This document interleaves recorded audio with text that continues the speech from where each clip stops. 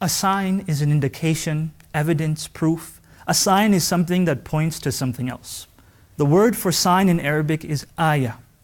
Verses in the Quran are called ayah because they are things that point to Allah subhanahu wa ta'ala. If you are to read the Quran and if you are to go through the Quran, you actually find that Allah calls many things in the Quran a sign.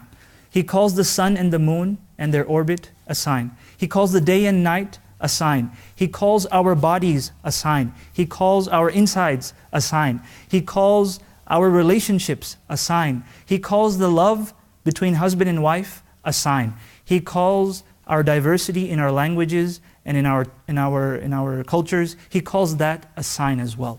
And so all of these things are called a sign. What happens if we violate a sign of Allah, if we ignore or disrespect a sign of Allah?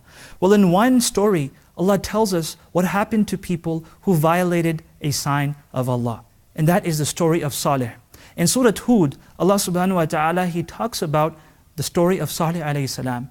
And what happened was that Salih alayhi salam, his people were given a miracle, a miraculous sign in the form of a female camel that actually came out from a rock. Salih says to his people, هَذِهِ نَاقَةُ اللَّهِ لَكُمْ آيَةٌ, that this is a female camel from Allah, and it is for you a miraculous sign. So don't disturb it, let it eat, let it drink as it wishes. And these people of Salih alayhi salam, his people, not only did they disturb this camel, but they actually killed this camel violently.